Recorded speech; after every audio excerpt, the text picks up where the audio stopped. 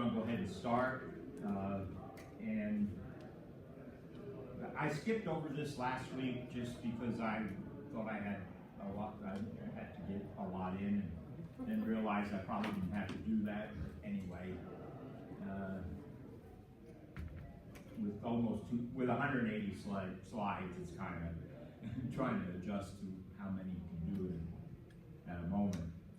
So we were talking about reading and writing in the ancient world, and the Egyptian papyri that was discovered that had a lot of, they had letters and they had wills and tax forms and business things, which to me indicates that maybe we need to, or scholars need to take another look at how much writing and how much reading people did. I know we sometimes are tempted that they didn't grow up, as one theologian, historian said, some people don't realize that there's history before 1450. So when the printing press came into being, there's still a lot of history before that. So sometimes people forget that maybe this went more in cycles, that people read and then kind of lost their reading. And so just looking this up in Scripture, 77 verses have reference to reading or to read in Scripture, and 294 verses reference writing or written. Even Paul and others make mention of that. Would the disciples have known just Aramaic, or would they have known Hebrew and Greek? You think about that. One was the language of commerce, one was the language of religion. When you live in an area that has a lot of different languages, you start learning those languages. It's not just, it's not, what was that? Living in Texas? Yeah. It's not just, I only know one language. And maybe there were people who just knew one language. But if you live in an area and you're involved, you have to communicate. And sometimes you communicate by learning. You just grow up learning different things. It just becomes second nature to you that you're learning. And I mentioned the girl from Estonia that we met at Petra, and she spoke several different languages.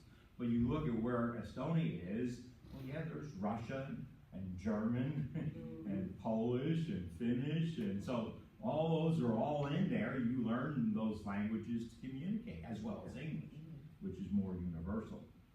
So Paul then tells Timothy as well to bring the scrolls, and especially the parchments. Now, some people say, well, if you don't use it, you're going to lose it. You've probably heard that phrase.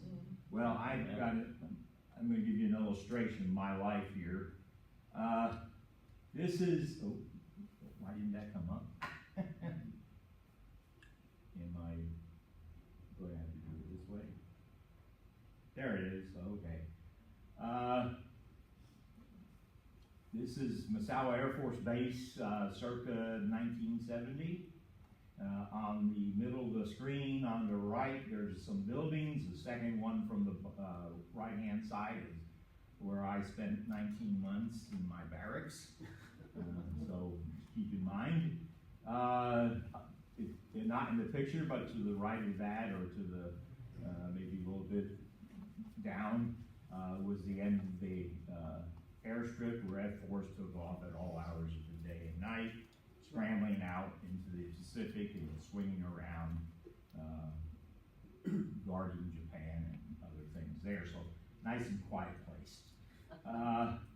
The big building on the left at the top is where we worked, or I worked, in copying Morse code. And the water on the top is the Pacific Ocean. And that big circular thing there is an antenna array, affectionately known as the elephant cage. So I copy Morse code, and sometimes when I'm talking to my kids, they'll ask me, came up in a conversation not too long ago, do you remember Morse code? Well, yeah, I can remember some of it. And I've heard so much in the 4 years that I was in the service that, yeah, I can remember some of it. Not all of it, not every one. It would take a few weeks to review and go over and get it back into your mind as to what dot goes with what dash and in what order. So, but that's the way language is sometimes. We may forget some things, and you've been away from maybe speaking one language or another, and you have to go back and start relearning it, or you start hearing it again and say, oh yeah, and I kind of. But even if you think about changes in language, if you watch an old movie and you hear some words there and you say, oh wait a minute, that's not what it means today. What does it mean back then? We have to kind of translate the word because the word had a different meaning back 50, 60, 70, 80, 100 years ago. Depending on what movie you're watching. After silent movies. Not crazy about silent movies. So, all right, let's see if I can. Okay, well, I'm going to go through this real quick, so hang on. Well, sorry, we went through all this, and I just wanted to catch up on that part because it's going to come up again in a little bit. I just have to remember where I left off. I think that's where we saw that. Yeah. So we're looking at some of the little towns then. Archaeologists have done some work in these towns. 400, Nazareth had about 400 people. So if you think about it, it wasn't a big place. This is where Jesus grew up, a little town. There was no synagogue in Nazareth. It was a farming area on one side, and then the other side faced north to a big city that Herod was building called Sepphoris. And then when archaeologists went through Nazareth digging around, now today it may be a city. If you went there, you're not going to see a little village. The village is within the bigger confines of the city. It's just, they just grow up around things, and you have to go digging in the middle. We showed some Roman ruins last week from Amman, or Japheth was the Jahash was the name of the place. Jahash sits on a hill in the middle of a city. So they do all the digging in the middle of the city. That's just the way it is. Nazareth, they found some coins, cheap jewelry, interesting, pottery, lambs, that's supposed to be lamps. I missed that one. And yeah, they found lambs, 2,000 years old, right? And limestone vessels. So they were, it was pretty exciting for what they were finding there. But it's interesting, again, no synagogue. So it's a very small town that Jesus grew up. He learned, his dad, Joseph, probably worked in Sepphoris, building there as a carpenter, as well as in Nazareth. We talked about some of the things they may have repaired there. A carpenter could also mean stone cutter, right? There were the stone cutter, they could be the same or they could be a little different, just depending on where you were. Probably in Nazareth, yeah, he probably had to work with stone. Jack of all trades type of thing, which we see today and have today. Bethlehem, on the other hand, was made up of farmers and shepherds, and sometimes they didn't get along. It has been suggested it was a holding area for lambs and temple sacrifices. They have found things like for what digging they can do there, and today Bethlehem is a huge city, so there are a lot of problems digging around there. But shopkeepers and support people like carpenters, they estimate about 1,000 people. It was along a road to the southwest, which went down into the desert and probably turned west toward Egypt. It's difficult to kind of get a picture. Our Christmas song, "O Little Town of Bethlehem." That was in 1866. It was a little town. Today, it's a major city, and it's not one of the safest places to go. So, in Israel and in the conflicts that are involved with Arabs and Jews. So, I don't really have any, again, there's no pictures of ancient Bethlehem, so there's not much to show as far as that's concerned. These are some of the lamps that are typical. They still burn. Yeah. They still work. They still work, yeah. Well, yeah, and Oh, yeah. Those little fuzzy. now, you kind of get it, you look at it and see, you're like, yeah, it's not the best on the screen. But you love it more than lambs, huh, George? Yeah, much better than lamps. Lambs. Here's the size of the lamp. Oh, it's fine. So they're surprisingly how small they are. When we went and we're looking at them, I wanted to get. This is authentic. Nah, somebody made it, but it doesn't matter. It's just having it, give you an indication of the size. And they stick a wick in at the little hole and the oil in at the top there and light it. And so that. But if you think about it, that's not a lot of light. I guess when there's no light pollution, that little flame is, Your eyes will get adjusted to it. yeah. Yeah. Yeah, it's not we're not talking about a flashlight, okay? And some of the ones we have today that light up the whole room. This is, so you could, when the woman was searching her house, sweeping it, you can imagine how she would have used that. It's not something let's see, I'm just so excited. Yeah, you gotta get down and bend over and all that, so. Yeah, it's just kind of interesting, how big they are or small they are. I found that fascinating. We're going to talk about shepherds here.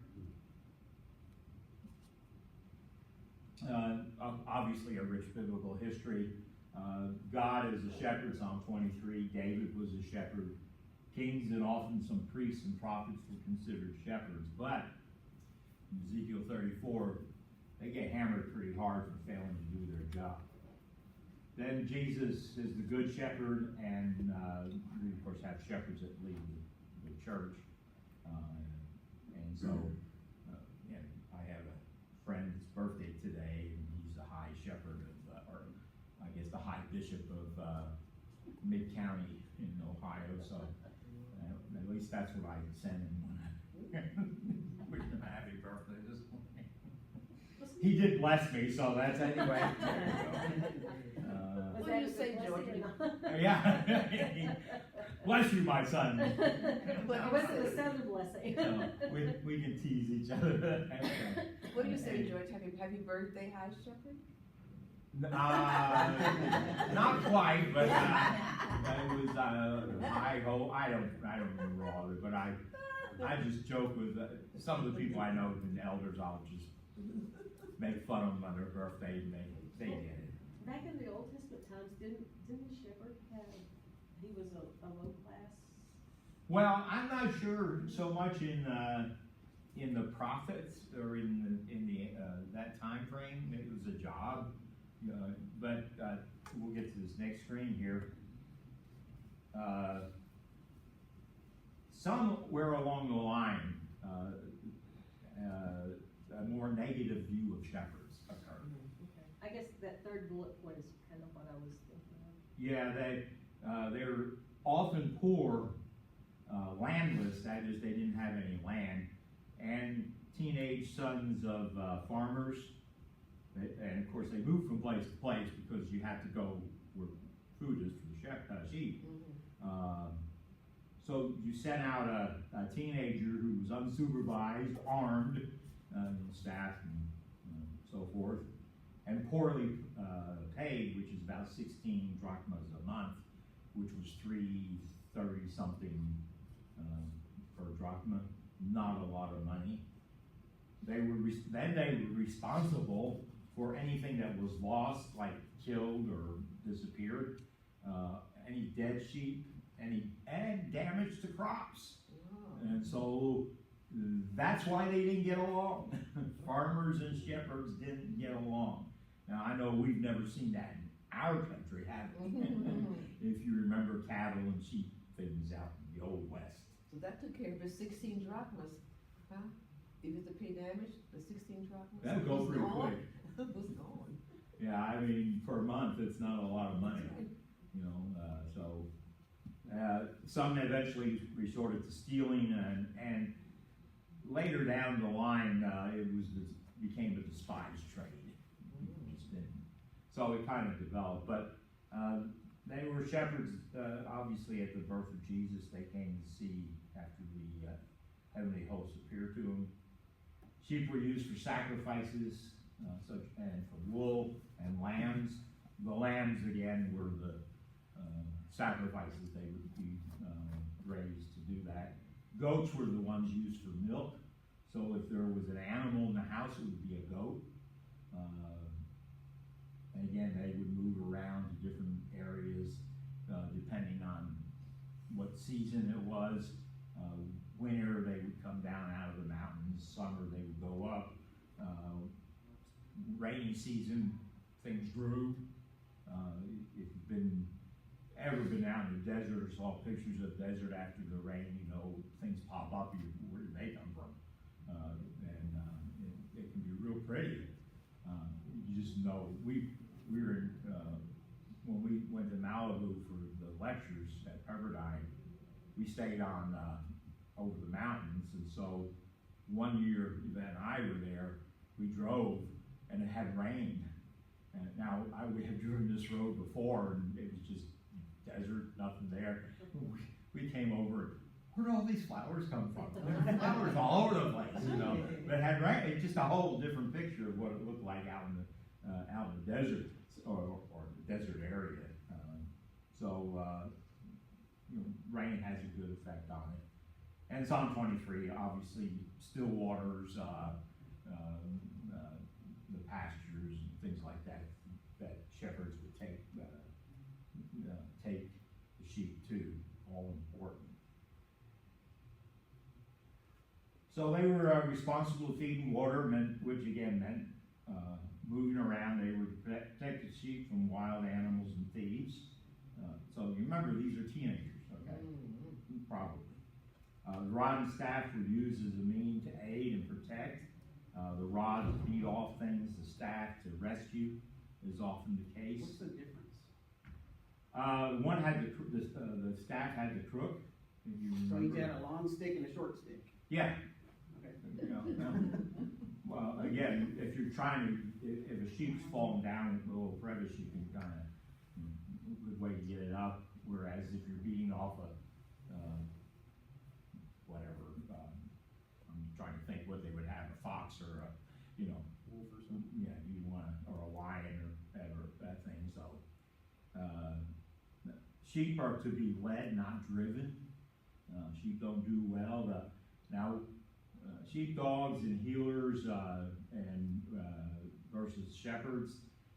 What you will see, like in England, they would have sheepdogs, and it's an amazing sight to watch sheepdogs just run around and herd sheep into a pen.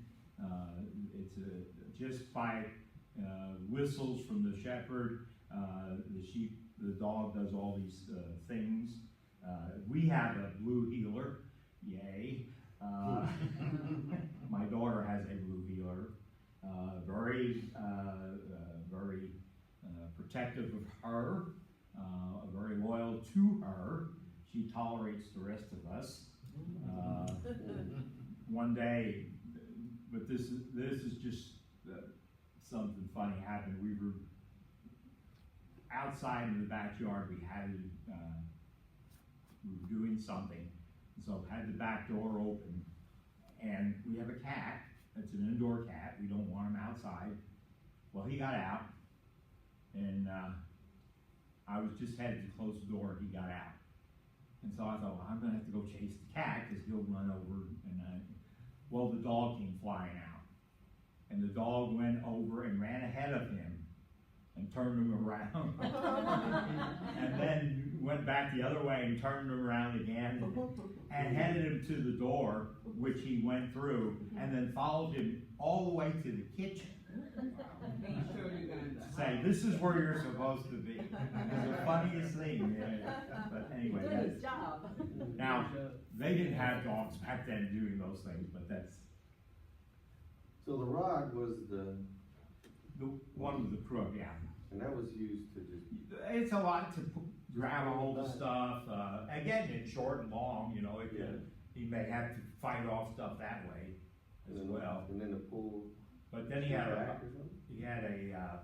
yeah, you get it around the sheep and then you just pull it up. You know, if you didn't wanna climb that, you know, climbing down. Yeah. They had to carry sheep, they had to, you know, sometimes you have to, if it's in a thorn bush, you may have to stick the rod in there and yank it out. Yeah. It was really just to protect the sheep. Yeah, that And was to keep more, it from letting it. yeah, and the rod that they had was self-defense, beating off whatever came around. The rod. So- Baseball bat or something. Yeah, Yeah. yeah, so, you know, you would be protected, you're protecting yourself and the sheep as well. Not everybody was like David, that would jump into a pit and, you know, rescue or fight a bear or a lion, you know. Okay, or, and certainly not everybody was, Samson, so, anyway, that's what these were, things, they're just typical tools, that the shepherd had. They may have had slingshots and stuff like that, but anyway. So, and sheep had to be watched over. They're notorious for some things. One is if they roll over on their back, they can't get up. And so you have to go out there and roll them back over. Otherwise they'll suffocate themselves to death. If it gets lost, it'll go hide, obviously from predators, but then it makes noises. Smart. So that's to let the shepherd know where it is. The problem is it lets the predator know. And keep in mind, guess what we're compared to? Oh, it gets better. A study was done on sheep, and that's this bottom one here. They had a small gate entrance, so they put a board across it the sheep would have to jump over it. And it was just narrow enough for one sheep. So the first one went over it, the second one. About 5 or 6, they pulled the board out. And every sheep that was behind those first 4 or 5 jumped over. And no board, just jumped over, because the ones in front did it. Yes, and we're compared to sheep. God has a sense of humor, or very sarcastic. But anyway, you know, that's an indication of again, nature telling us something about who we are, and an interesting display of things. But George, you know, that leaves you with a picture that's very comforting, because you picture God with you as the sheep. He pulls you out of danger if you're trusting Right. in Him. He uses that hook to pull you out of danger. Right, that's, yeah.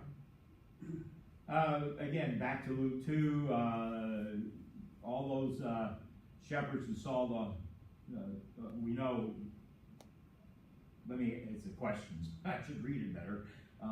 Were they teenagers that saw the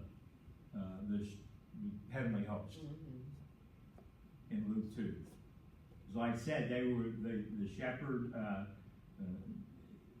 being a shepherd, it was for, basically they got teenagers out there to do it, give them some money, because the dads were farming, or they were doing other things, and they didn't want to go out and be shepherds anymore. And so the boys went out, the young men went out and did that.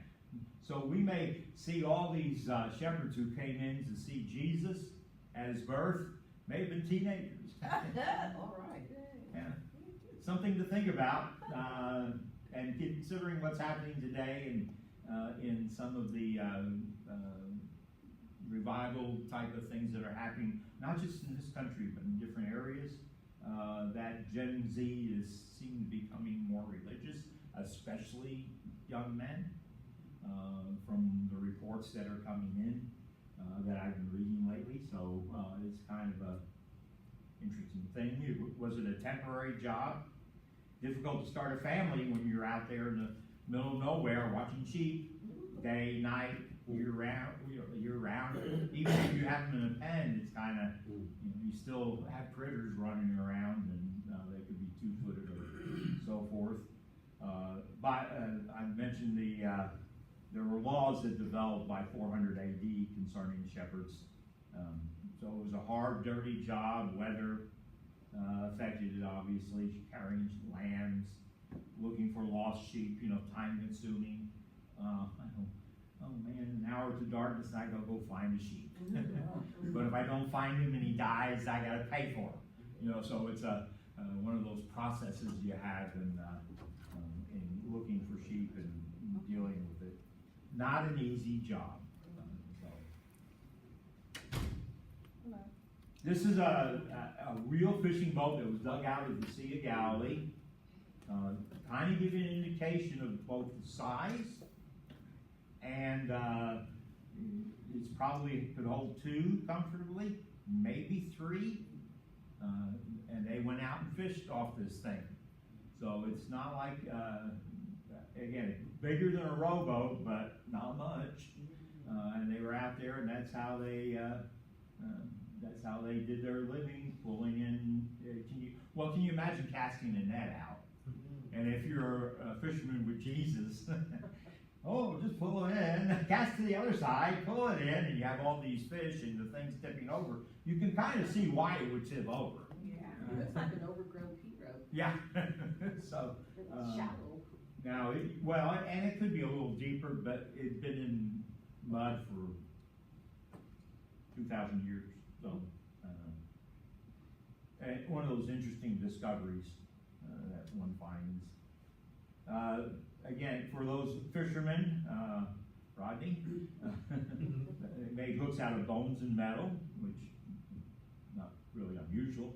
They use nets, traps, and spears. So when I was researching this, just looking at different things, just like today, they may use poles and strings, but they didn't have any, obviously, reels like we have, but, they could pull it up. Of course, you can imagine what their hands looked like. I don't think, they wear gloves back then, so. I put this picture in there because we're going to talk about women, but it kind of gives you an indication of how things worked. We assume, today we all live in our own house or apartment. And in our houses and apartments, we all have ovens. So we don't go to our neighbor's house, you can cook a meal in your oven. We have it, or microwaves or whatever. Well, back then they didn't do that. Not everyone built an oven for themselves. They had a community oven. They worked together. If you remember in Matthew 24, Jesus says, you'll see 2 women in the field grinding, because 2 women were in the field grinding. That's what they did. They worked together. And so if you see this, of course, you got all the breads and everything. They baked together, made enough for this little group of houses, maybe 4 or 5 together. They may all have been family members, but they made the bread for everybody for the day. They worked together. Now some may did the grinding, and others put it all together, and some baked and so forth. So that was part of their process there. So when you picture again the ancient world and the little towns, this is what it was about. Within a town, you find these houses together, so again, it could all be family members, and they would work together to provide for one another. You think they bartered some, make more bread? And Sure, that could be part of it with other parts of the community that maybe didn't have the ability to do some of that stuff. Sure. So, and ancient hospitality and all that has a role to play in that. So these are things I found in a little article, but anyway, the hard work wasn't just for men in ancient Israel. Women were responsible for transforming raw materials into food and clothing. Somebody had to do it, yeah. The men did their thing, the women did their thing, It's estimated every day it took women 2 or more hours just to grind grain to make enough flour. So women may have had a significant amount of control of the household's material resources. They knew what was in the house. They knew what they needed. In ancient Israel, they functioned as medical specialists. Wow. You know, what do mothers do? You know, you take care of the wounds. You know, the first child is always, oh, we're gonna, and the third child is, oh, go get a Band-Aid and leave it alone. So, you know, we all understand that type of thing, but that was part of the process. Childbirth was dangerous, and midwives need to have considerable skill. So how do you learn that? Well, you get that as you proceed along through the birth of children, and so this becomes important in the life of the community or the village, whichever town and eventually city. Just depends on location again. Women were responsible for musical performance, which is kind of interesting. Moses' sister Miriam led women in celebration when they crossed the Red Sea. You find celebrations found in Judges, Samuel, and Psalms, where women were portrayed as in charge of musical festivals, and especially during the autumn harvest. So that's pretty exciting. You know, we're going to have a party, and you guys don't know what you're doing. So we're gonna take care of it. So they weren't just pushed off to the side. They were actively involved in that. And then the list of prophets there, those were all considered prophets one way or another throughout the Hebrew Bible. So women had a bigger role, and I think again it's being reevaluated today. How much was involved in that is still up in the air, but it's certainly something to think about. Challenge for all of us today. Women were among Jesus' disciples. The question that I asked there is, were they among the 70 sent out?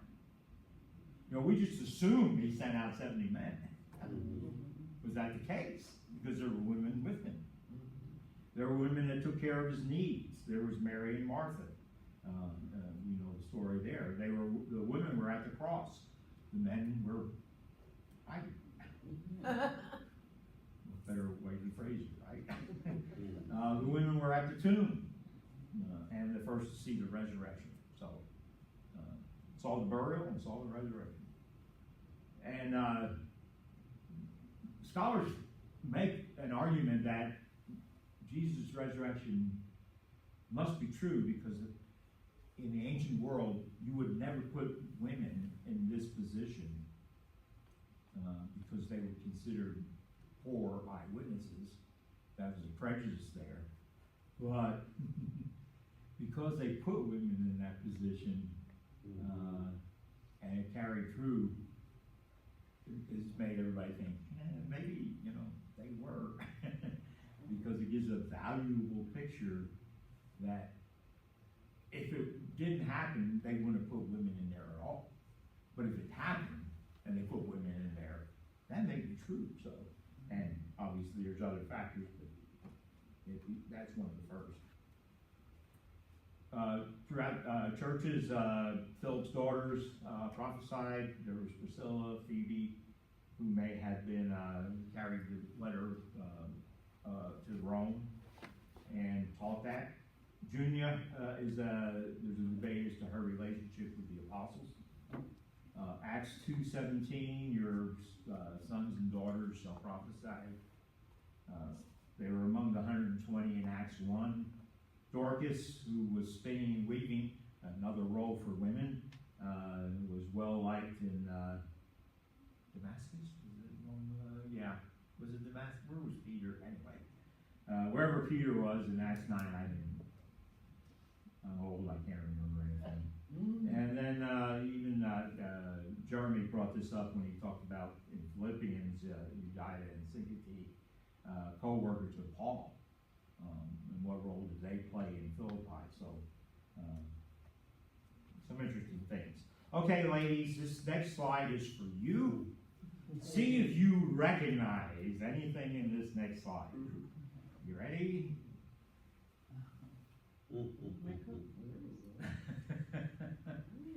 This was discovered in the Cave of Letters, which is in the Yeti area south of where the Dead Sea Scrolls were found. And these are women's items found there. Is that a torture kit? So we got a bag, purse, type of thing. The first thing that struck me was the handheld mirror. So all of you who remember those? Anybody still have them? Yeah. You still hold them up. There you go. You weren't as modern as you thought you were. Looks like that bottom, the spoon is probably for food, and a little box, and it could have been for perfume or for some money or whatever. I think the knife was interesting. It's a letter up there. Huh? Letter up there. Yeah, right. And I'm not sure that tall thing in the back, but it may have been a ball of yarn of some type. I'll explain the other two in a minute. So that was kind of interesting. They dug that out and found those. So things have not changed as much as we may want. Do you know what's the little thing in the middle between the box and the? Yeah, I'll talk about that. Okay. Oh, in the box or No, it's next not. to it? Yeah, I'll talk about that in a minute. Okay. I'll give you a better picture of it. And it's kind of surprising. Some of the cooking items went found there, cleaned up, obviously. Better than mine. It's a little different from what we got now. Yeah, I see already. we think we're really up to date. We've been using the same thing for 2,000 years. I think I have a pan that looks like that. You are supposed to clean them. Unless you're like Ironside with a pot of coffee. I always remember this from the show. The girl on the show cleaned the pot. And he said, "Who cleaned my pot?" "Oh, it was dirty. I was just getting right." Or coffee. All right. Oops. There we go. Yeah. There it is. That's a house key. No. Really? That is a house key. Oh. Did you think they had door locks? No? Pretty big key, isn't it? It's big in the picture. It's really not that big. I'm sorry? Looks like the doorknob's on the front. Yeah. Apparently, you stick it in and you turn it, and that unlocks or locks the door. So ladies, don't leave home without your keys. See? So, and the thing that was next to it was probably a smaller version of Another key. it. So anyway, but that was a surprise. I didn't know they had door locks. And so now I would assume it depended on where you lived that you had door locks. But we think of ourselves as we're so up to date. We have all these fancy. We're being beaten up by these people. They understood things, So we need to be careful with how we do that. Typical dishes that were used in the ancient world. These are just found anywhere over Israel. Were they stone or wood or? I'm sorry? Were they stone or wood or? See if I can They put that look right. like wood, but. I think they were wood, yeah. Ceramic? Oh, maybe. They may have been stone, but they got some cracks in them, so, and it could be both. I would assume that it's probably more stone because wood was a little harder to come by. Yeah. But you have carpenters, so was that a job for the carpenter? I'm gonna make you a dining set. How many plates do you need? And how, if you wash them, how long do they last washing wood, so. Okay, just typical kitchen items, jugs and cooking items, some more plates, stuff that were, some of the metal types of, the green on the metal indicate that may be, Bronze? iron or something like that. I mean, there's some, the effect of where they found it and all that. There were, iron mines, in the south part of, Israel into the desert area. Looks like no washboard down the corner. Right? Oh, It's yeah. Redford. Yeah, Yeah. that's how it looked like. Uh-huh. There you go. Now, it's the plates, ignore the plates and bowls and all that, but this is the type of meal you may have had, in there, mostly fruits and breads and vegetables. Well, I was wondering what the shepherds ate while they were out. Dead sheep, no. Olive, what do you think about olives? Whatever grew out, you find out there. Different types of berries. Maybe they took bread with them. Well, yeah, you could take your bread with you. Obviously, it'd be, and they may have had a way like hardtack. You remember Yeah. Calvary had their hardtack type of thing. So yeah, just different. I see olives in there, some types of beans and. There's a pie in there, Oh, I'm sorry, a pie. a pie. Top right hand corner. Oh, Looks yeah, like a yeah. pie Yeah. with bread. Oh yeah, and Pomegranates. Shepherd pie. it's probably a flat piece of bread. Maybe so. So, they have okay, when we ate at a restaurant in Jahash in Jordan, they brought out flatbread and you would put on the hummus and all the other good. If you go there, keep in mind, they're gonna bring out a lot of stuff as what's the first appetizers, don't overdo it. Because the meal comes out, and the meal, we had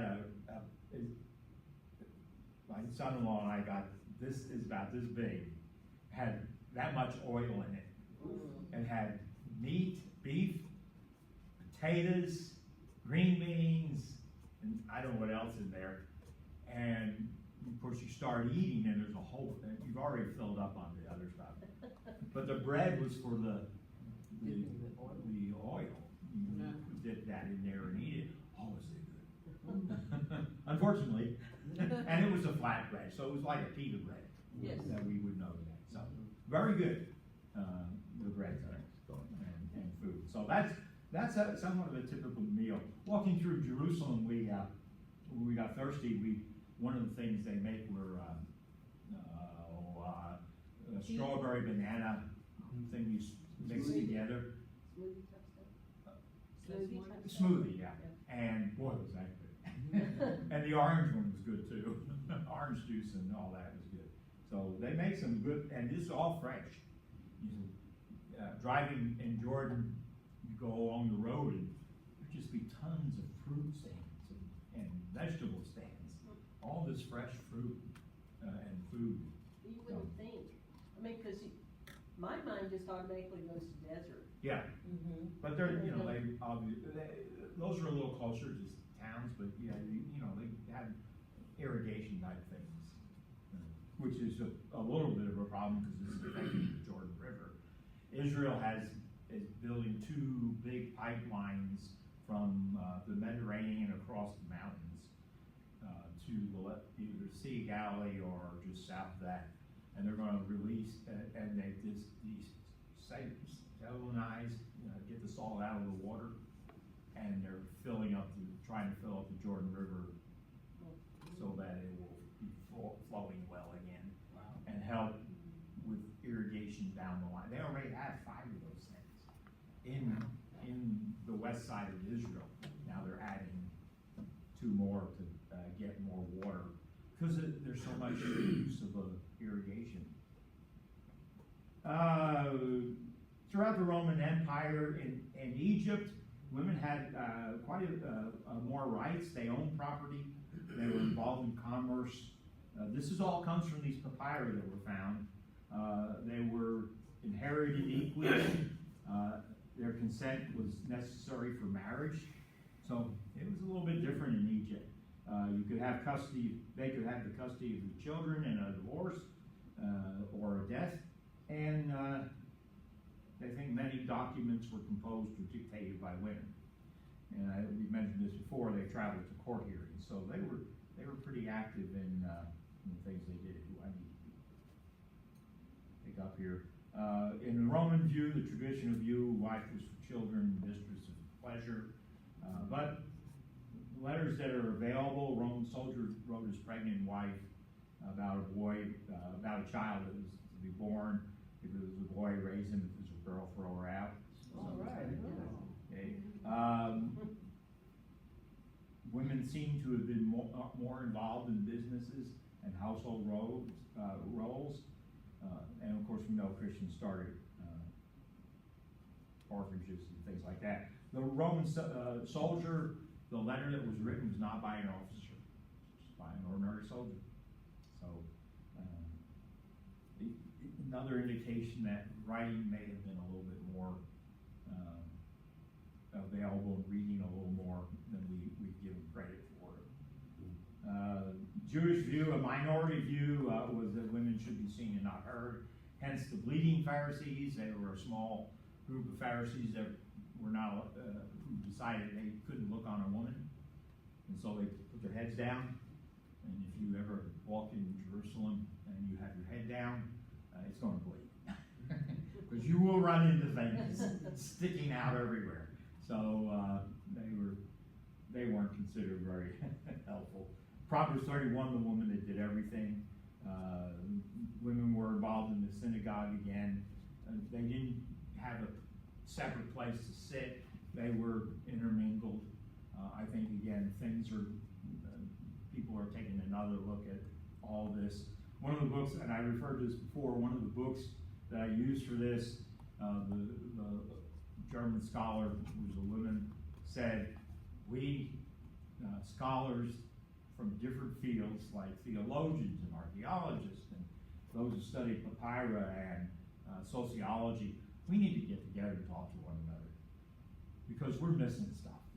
Mm-hmm. And so that's just something to think about. There was a court for the women at the temple, so that's where separation came. Today, the Western or Wailing Wall has separate parts, so if you are a woman and you try to walk down the man's side, you will be stopped and told to leave. Turn around, get out of there. And it would be the same on the other side. So they do have that separation, and there's a fence between them. I put Fiddler on the Roof there if you ever want to. I know that's the date of the musical/movie is the time frame for that is 1900 in Russia or Ukraine. But it's kind of fun to watch and see sort of how the Jewish culture works a little bit. And you say women don't have any role. Watch that movie. You'll find out differently. We mentioned women grinding together, professional mourners, a way to get people to mourn. Women in Jewish culture could testify in certain cases, and let's see. And again, I mentioned they were involved in Passover and lighting Sabbath candles. They weren't required to make a pilgrimage to Jerusalem as the men were, but they often did. And again, there weren't separations in synagogues. Maybe in the Gentile world, there was more activity in the synagogue for women than in the Jewish world. That's still up for debate. Again, I've mentioned this before, we need to reevaluate education in the ancient world. Mothers were involved in teaching their children. Who taught Jesus, Brother James, to read and write? Something to think about. Was there a connection with the synagogue? And who wrote on the doorpost? Deuteronomy 6 says, right? Scripture on the doorpost. So that was one of those areas. We mentioned women in the church. Here's some dress that you may see in the ancient, in the first century world. It's the only one I could find that was decent enough, well, gave a reasonable view of what would it look like. So there really wasn't that much difference, but that's how you see them dressed. Phylactery, if you remember, it was something that they would write the little pieces on something like a papyrus or something, roll it up and put it in something that in a phylactery, and they would carry it with them. And the modern, I looked for an ancient one, and there it is. So apparently that folds over, and they put it somewhere in their clothing and carry it with them. They put it on their forehead? That's today. I'm not sure if they did that back then. No, I couldn't really find a lot of information on it. I mean, that's what we see today. They'll have them on their wrist and they'll have them on their head. A sandal, shoes. Okay, how many of you wear flip-flops? How many of you think that that's something new? There, as you can see, flip-flops are 1,600 years old at least. So if you think, hey, I'm wearing 1,600-year-old shoes, that's not, some things change and some things stay the same. And I think sometimes we can laugh at it or need to. Let me do this one, we're kind of running out of time. Christians started schools, and a lot of that involved teaching scripture. There were libraries in the ancient world. There are Alexandria in Egypt, Odessa in the Ukraine, Pergamon, and Timbuktu. 3 of those 4 are destroyed. The last one, Timbuktu, is in Mali, Africa, which is North Africa, the desert. Some radical Islamists were going to try to destroy that library, and the citizens decided that's not happening, and so they split up the books among the citizens of Timbuktu, who then hid them in different places. Some have tried to get to see some of those books, or whatever, scrolls or whatever. They don't really allow outsiders to see them. They've shown a couple of them, so it's a library that'd be interesting to see. But anyway, the LXX or Septuagint is a translation that Paul probably used, and again the Dead Sea Scrolls had stuff out there for people there. And then the last one there, that St. Catherine's Monastery, they have a big library there. A lot of things haven't been looked at. Scholars like to go in there and explore. The Egyptians are now threatening to take it over. It's a Coptic Egyptian monastery, and problems. So hopefully that one will survive, but we just don't know what will go on. So we'll stop there. We'll talk about other things next week. Yeah, thank you for being with us this morning. There's still some coffee and donuts out there. Thanks, George. Thank you. Have a good day.